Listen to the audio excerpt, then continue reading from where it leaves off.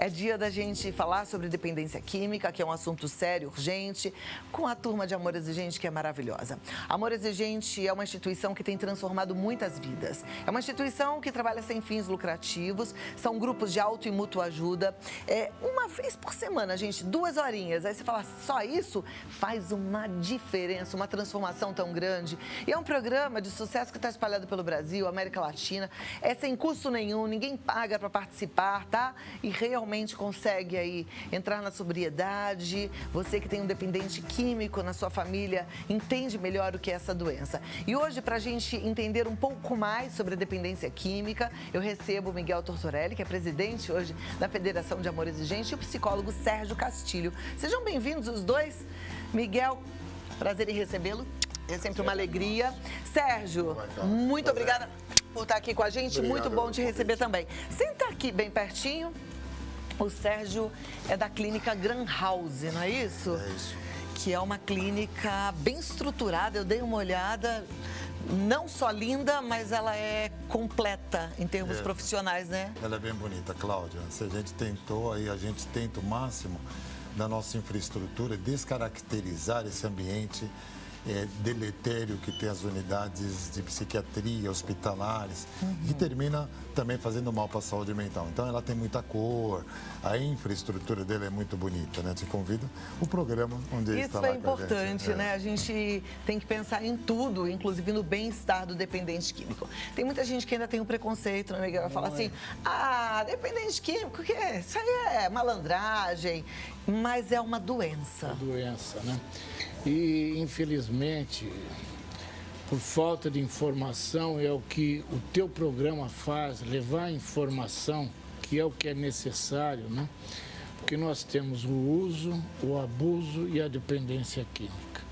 Mas o ideal é chegar antes na prevenção. Mas, primeira coisa, e dentro da nossa família, chama de bêbado, de drogado, de sem vergonha, de vagabundo, mas é uma doença.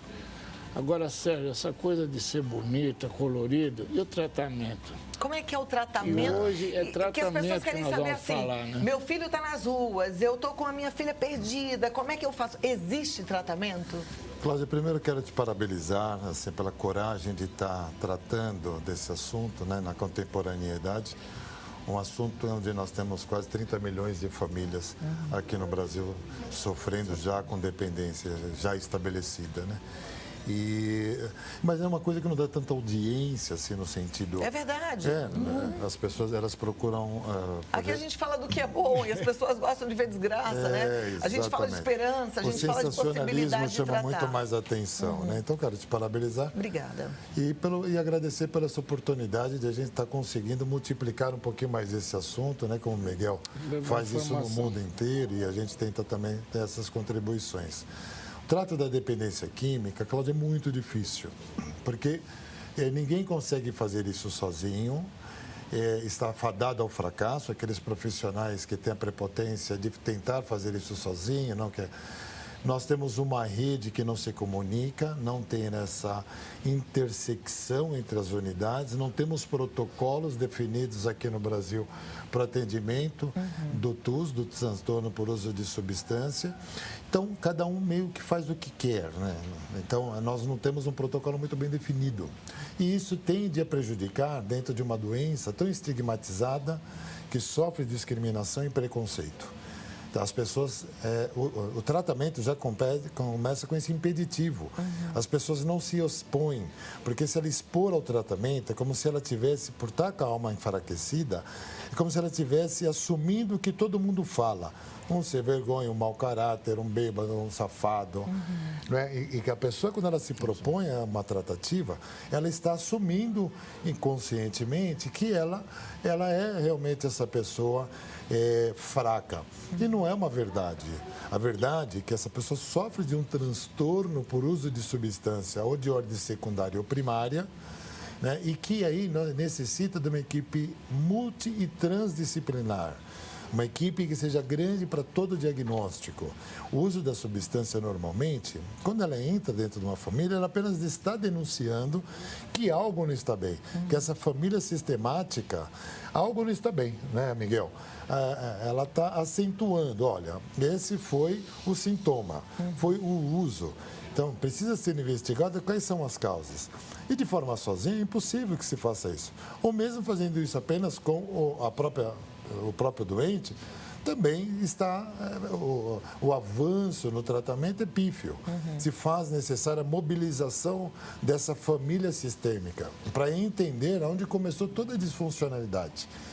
Que nós temos dentro da dependência, ela pode ser desenvolvida com o tempo, pelo uso, ela pode ter vindo de um fator genético, ela pode ter vindo de transtornos de ordem primária, transtornos mentais. Então, é uma investigação que se faz necessária uma equipe profissional para ser atendida, né? E nós estamos hoje um pouquinho melhor organizados com essa cultura de tratamento que nós já estamos atrasados. Nós temos que começar a promoção da cultura de recuperação, porque isso é a longo prazo, o paciente ele tem que dar continuidade. Como a doença é crônica, o tratamento também é crônico. Então, nós temos que começar a olhar o paciente longitudinal, mais para frente. E olhar mais para frente se faz necessário toda uma mudança cultural, uma mudança de olhar para ele. Então, está fadado ao fracasso aquele que olha e apenas quer trabalhar no momento dele. Não vai funcionar. Esse paciente vai ter que dar continuidade a um longo prazo em sua recuperação. Porque senão vem a recaída, né? Se não vem a recaída, que faz parte de uma doença crônica, evidente, como toda doença crônica, ela pode ter outros manifestos, né? No entanto, se nós cercarmos isso com um protocolo muito bem definido, começarmos a produção da cultura da recuperação, nós vamos chegar a um ponto, como eu vi nos Estados Unidos, em até cursos que eu fui fazer, as pessoas comentarem da rede ambulatorial que se tem, a maior rede que existe, que são grupos anônimos, né, que nós profissionais temos obrigação de trabalhar com esses grupos de encaminhamento, porque é gratuito, tem a todo momento, tem a todo dia, é muito baixo custo e está disponível. É custo zero, né? É custo zero. E é eles que vão abarcar futuramente os dependentes químicos. Então, nós temos obrigação de trabalhar com essa rede que está disponível desde 1935, que é muito utilizada. Então, lá, por exemplo, eles falam, você toma uma cerveja a mais, eles falam, está na hora de você ir para muito sério. Então, é como se estivesse mandando para uma farmácia. Eu acho que essa cultura nós temos que começar, não é, Miguel? Essa implantação aqui no Brasil. A gente tem que mudar o jeito de pensar, né? Que é o que eu faço aqui toda semana e com muita alegria de falar, dependência química é uma doença. A gente tem que encarar de forma séria, né? E doença precisa de tratamento. O que me chamou a atenção no seu tratamento multidisciplinar é que tem várias terapias. Eu vi que vocês têm o mindfulness, tem a terapia ocupacional, laborterapia, tem as terapias de grupo, né? Você tem uma ideia, assim, a complexidade do olhar no trato, nós temos 34 funcionários para 30 pacientes, dentro desses são 6 psicólogos, porque os psicólogos eles gerenciam, eles que mandam no processo, então eles fazem um diagnóstico, todos de lá têm diagnóstico. Eu posso dizer que uma grande maioria deles tem alguma psicopatologia associada, que são as comorbidades. Eu acho que é um alerta super importante, assim, não tem ninguém, Cláudia, ninguém que consegue sair do uso de drogas sem perdas. Não tem. O uso de drogas, às vezes as pessoas não entendem, os pais não entendem, as famílias um pouco mais longe, de grau de parentesco, os amigos, mas o uso, ele é prazeroso. Acho que se ele não fosse tão deletério, também não seria ruim, mas ele é deletério ao sistema neurológico. O uso de drogas, ele reconfigura o cérebro, ele monta um software especializadíssimo só para o uso. Então, esse software, ele é reconfigurado, ele muda toda a sua fisiologia, ele cria novos receptores. Então, é uma complexidade. Então, esse cérebro ele fica preparado para o uso. Não usar é como se subisse uma escada rolante contrário. Então, para o dependente químico usar, é o natural. Então, você imagina a quantidade de profissionais que se faz necessário, então, para um diagnóstico e acompanhamento mais efetivo dele. Dentro da gente tem astrólogo, nós temos mindfulness, nós temos educador físico, temos psicólogo especializado em psicodinâmica breve, nós temos psicanalista, nós temos... Assim, Agora tem toda essa variedade de profissionais, mas a gente sempre fala aqui da importância da família. Mesmo com tudo isso, a família é importante, Miguel? É super importante, mas deixa eu voltar um pouquinho. Nós estamos falando na comunidade, né, do Sérgio, na clínica dele. Acabei de receber agora o doutor Quirino, que é o secretário nacional de política sobre drogas e cuidado sobre drogas, né? Ele dizendo que aqui no Brasil nós temos apenas 1/3 dos leitos psiquiátricos que nós devíamos ter. Então, nós ainda precisamos, isso por conta das políticas anteriores que fecharam os leitos psiquiátricos, que aqui diz que você tem que ser cuidado em casa. E é muito difícil, não dá, tem que ser realmente num leito hospitalar, numa psiquiatria especializada. A família é fundamental em tudo, Cláudio. Tudo. Não existe prevenção, não existe tratamento, não existe recuperação sem a família. Nós estivemos agora, esse final de semana, tivemos quinta, sexta, sábado, num grande congresso, no maior congresso da Argentina sobre drogas. E nós falamos sobre amor exigente. E o que tinham lá eram todos profissionais, 3.100 pessoas que assistiam, né, essas palestras. Teve gente de toda a América Latina. Todos realmente são unânimes. É a família. Sim. Família é tudo, em todas as coisas. E na prevenção, que é o principal, nós temos que chegar antes, Cláudia. E o amor exigente trabalha muito na prevenção. E nós temos que ir por aí. Depois, e é o que acontece nos nossos grupos, nós recebemos já com o problema instalado. E é muito mais difícil, né? O Sérgio estava contando a experiência dele dentro disso. Quando as pessoas chegam, já chegam com essa comorbidade que ele falou, é muito mais difícil de tratar e é muito mais difícil depois de se recuperar. O melhor dos mundos seria mesmo a prevenção, né? prevenção. E é interessante que a gente ainda tem uma cultura assim de tá tudo bem, deixa, eu não tive esse alerta na minha época era diferente. A gente está largando de mão e tem que realmente prestar atenção, reaprender, né? Porque a gente quis fazer diferente dos nossos pais e errou, então tem que reaprender. Busca um grupo de amor exigente para fazer o curso de prevenção, porque é espetacular. Cláudia, só um detalhe. As drogas de hoje são completamente diferentes daquela quando era o paz e amor, da maconha. E está ficando cada vez pior, né, Miguel? Cada vez pior. Eu já falei aqui, tem um programa na televisão que mostra a indústria da droga e é impressionante que eles pesquisam, como qualquer outra indústria, para ver qual é a droga que mais vai viciar o dependente químico, a que mais vai fazer sucesso para que mais gente use. É uma coisa absurda. É só então negócio, a gente tem que estar atento. dinheiro. Negócio, Isso. dinheiro, mas assim, um dinheiro para matar alguém. Vamos voltar para o nosso assunto, que é a dependência química. Eu não falei para o pessoal participar através do WhatsApp, mas quem quiser mandar aí a sua história, a sua dúvida, a sua angústia, fica à vontade no 11 9 50 45 18 40. Eu acho que tem que aproveitar, mandar perguntas ao Sérgio, que é um especialista. Porque a pessoa que está lá em casa, como é que eu vou tratar o meu ente querido?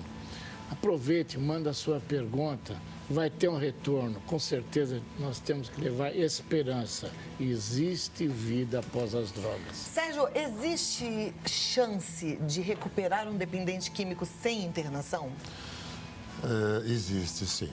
É isso que nós estávamos falando no início e da importância da família dentro desse processo. A família, se nós entendermos do ponto de vista psicológico, que nós nascemos uma tábua vazia sem preenchimento, uma folha sem preenchimento, e ela vai ser preenchida com a família, com esse consciente coletivo, individual, um pouco de herança. Então, sempre lembrando que aquela mesma menina, aquele rapaz, aquele filho, ele é fruto dos ensinamentos familiares. Então, a formação de personalidade, ela se dá em função da criação que essa criança teve. Então, nós só vamos entender se essa criação ela foi positiva na adolescência, para a idade adulta, na formação do teu sistema neurológico e da personalidade, o resultado que nós colocamos. Esta família, que ela vai ter que dar continuidade no processo, no monitoramento, na ajuda do dependente, após qualquer processo inicial psicoterápico, seja esse num setting terapêutico controlado, como as comunidades ou clínicas, né? Seja esse numa internação muito breve. Mas assim, o que nós temos hoje, tudo se fala em internação, Cláudia, tudo. Qualquer coisa é interna, qualquer coisa é interna. Ela se dá muito porque nós não temos muito ambientes de ambulatório. Nós tivemos uma perda muito grande durante mais de 15 anos aí, com uma redução de danos, que isso impediu que os ambulatórios do governo ele tivesse abarcado essa situação. Então, nós não tínhamos ambulatório para atingir a abstinência. Então, nós tivemos essa perda cultural entre nós. E aí, por isso que tornou-se muito essa ênfase no tratamento com a internação, mas é completamente possível. Eu tenho muita experiência, não muita, mas a minha experiência no ambulatório foi muito positiva.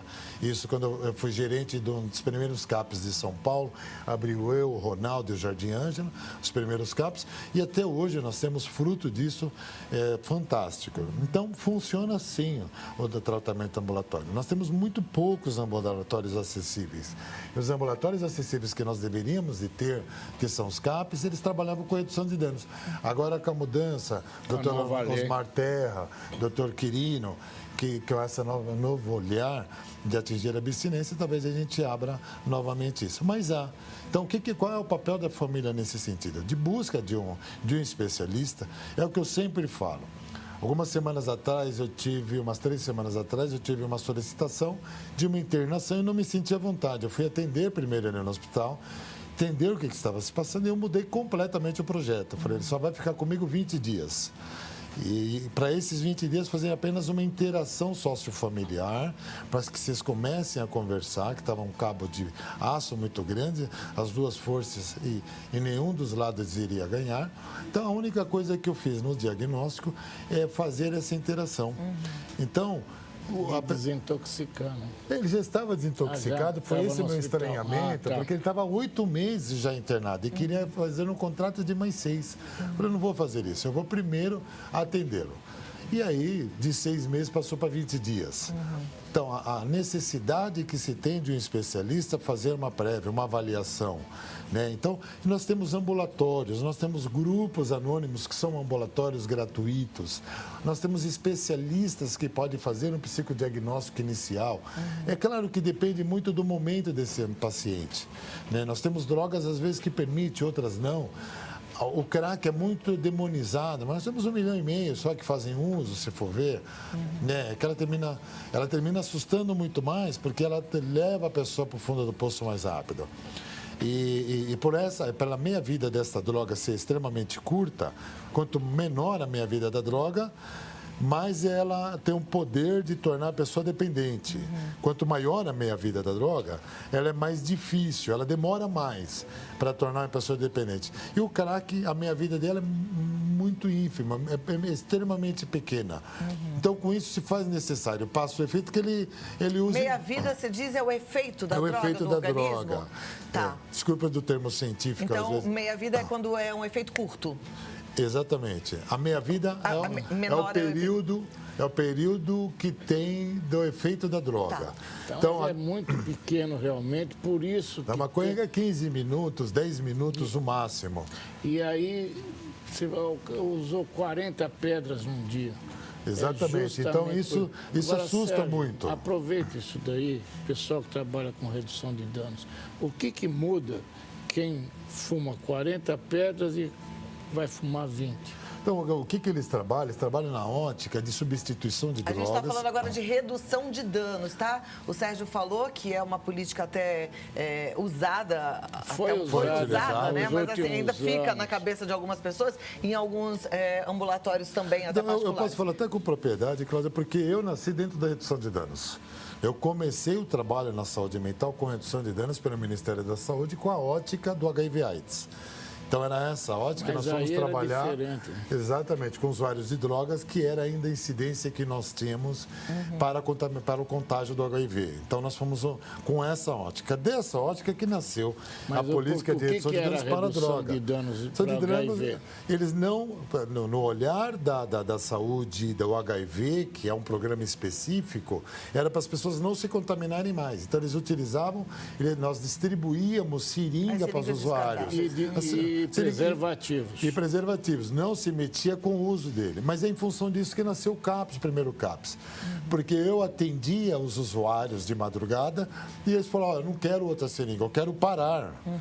E aí nós começamos uma briga política e isso foi bastante interessante, porque na interrogação, nessa prerrogativa de entrevistar, que não era o nosso papel, mas a sensibilidade que nós tínhamos, nós entrevistávamos. E eles falaram, eu não quero seringa, eu quero parar de usar. Começamos a enumerar uma série de pessoas que queriam ajuda e levamos até era o Eduardo Jorge, que era o secretário da política do PT, e nós levamos até ele a solicitação de mais 300 usuários na região. E começamos a lutar por um ambulatório, e nisso o Fernando Henrique sancionou o CAPS, a política de CAPS, aí nós brigamos para ter um. Então, essa história até que é a minha história dentro da saúde mental. E aí eu tinha essa política. Agora, a política de redução de danos específica para usuários de drogas, eles tentam minimizar os danos, que é, olha, o cara que é muito deletério, nós vamos usar maconha e álcool. Então, não adianta. Ninguém trata se não houver consciência. Para a pessoa submeter-se ao tratamento, tem que haver a consciência. Para ter consciência, ele não pode estar com alteração de nenhuma droga. Então, essa política, ela não é funcional. Acho que a técnica da redução de danos, ela pode ser utilizada dentro de um nicho de técnicas, né? Mas não ela como mote, não ela exclusivamente como mote de um tratamento. Porque nós temos que dar oportunidade para essa pessoa se recuperar. Nós temos que dar oportunidade para que ela entre no processo de recuperação e nós vamos precisar da consciência dela. Com certeza. Perfeito. Tem uma pergunta aqui do José Neves, ele é de Serra Espírito Santo. Quando o dependente não quer parar, o que fazer? Então, é que eu digo assim, se nós tivermos, José é o nome dele? Se nós tivermos uma pessoa tendo um ataque do miocárdio, que é uma parada cardiovascular, uma parada respiratória, em nossa frente, o que nós faríamos?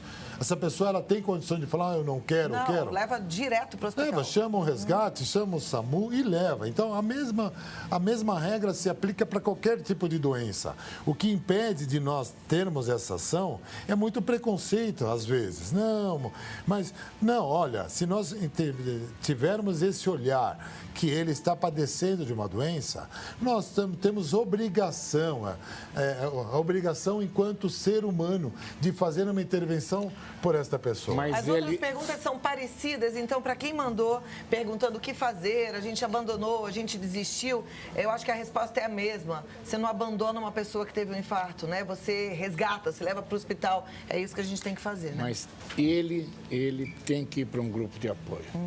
Ele tem que ficar bem. Ele tem que estar preparado, o familiar, ele tem que estar preparado para isso daí. É impressionante. Quando a gente conhece Amores de Gente de perto, você fica fortalecida, sabe? Você, homem, fortalecido. É impressionante, porque a gente vai colocando metas em prática. E, não é só para quem tem problema com dependência química, não. Qualquer ser humano vai ficando inteiro, vai ficando seguro e vai resgatando valores que muitas vezes estavam esquecidos. Gente, infelizmente o tempo acabou. Voa o tempo aqui.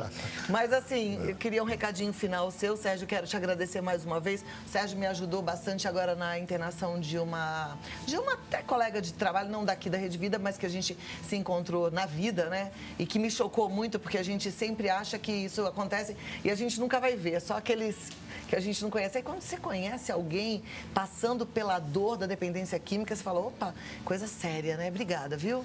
Eu quero te agradecer, né, pela essa oportunidade de nós estarmos falando desse assunto, né, numa audiência, numa emissora dessa, te parabenizar por essa sensibilidade que você teve para com a colega, né, e dizer assim, eu estou muito grato e disponha de nós, espero que nós tenhamos bastante sucesso em nossa jornada. Felizmente nós temos pessoas como o Sérgio que abrem espaço, que é difícil, né? Tem gente boa nesse mundo, né, Miguel? Muito, Eu graças digo aqui a que Deus. O bem vence o mal. Graças a Deus. Você que está aí em desespero, acredite, não fique só. Vá para um grupo de amor exigente, é gratuito, mas vá hoje. Sozinho a gente está perdido, em comunidade a gente encontra Cláudia, a nossa nós força. temos esse final de semana o curso para familiares e novos coordenadores lá em Mojimirim, lá no Sultanier. Está lotado, mas nós vamos fazer outra. Ligue lá, entre na lista de espera. E um de prevenção que nós vamos ter em Serra Negra, dia 19 de outubro. Dá tempo e todas as informações você tem no site amorexigente.org.br, o telefone é 19-3252-2630. Mais uma vez, Sérgio Castilho, muito obrigada. A clínica que... Você é o diretor da clínica? Sou diretor de tratamento. É a Gran House, que fica em Mairiporã, não é isso? É isso aí, é fácil. Muito obrigada, viu? E até a próxima. Obrigado. Alegria te receber. Parabéns pelo seu trabalho. Mais uma vez, parabéns. Um grande beijo para a família, amor exigente. Família linda. Um beijo para todos. Eu sei que tem muita gente assistindo.